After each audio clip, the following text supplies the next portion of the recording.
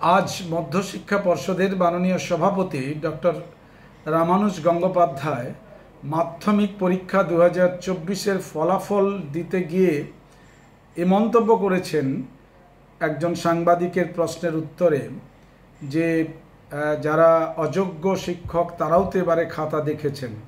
তার পরিপ্রেক্ষিতে অধ্যাপক গঙ্গোপাধ্যায়ের যে রিয়াকশান সেটা আমাদের আহত করেছে। তিনি বলছেন যে প্রধান শিক্ষক শিক্ষিকা যে তালিকা পাঠিয়েছেন সেই তালিকা অনুযায়ী এক্সামিনার স্ক্রুটিনিয়ার নিয়োজিত হয়েছেন। আমাদের বক্তব্য, প্রধান শিক্ষক শিক্ষিকা অ্যাপয়েন্টিং অথরিটি না, মধ্যশিক্ষা পর্ষদ এসএসসি স্কুল সার্ভিস কমিশনের রেকমেন্ডেশনের ভিত্তিতে অ্যাপয়েন্টমেন্ট লেটার স্কুলগুলোতে পাঠিয়ে দিয়ে বলেছিলেন এদেরকে নিযুক্ত করা হয় যেন। আমরা সেই তাদেরই জয়েন করাই এবং তারাই পরবর্তী পর্যায়ে এক্সামিনার স্কুলের পঠন পাঠনের সঙ্গে যুক্ত তাই ছিলেন।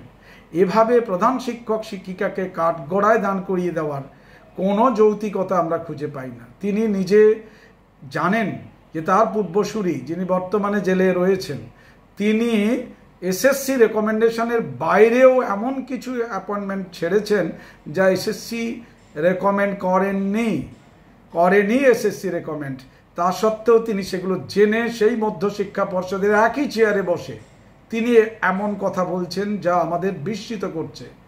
মাননীয় গঙ্গোপাধ্যায়ের কাছে অনুরোধ, আগামী দিনে প্রধান শিক্ষককে কাঠগড়ায় দাঁড় করানোর আগে নিজের পর্ষদকে দাঁড় করান। আমরা চাইছি যোগ্য শিক্ষক শিক্ষিকা যাতে সুনামের সঙ্গে থাকতে পারে।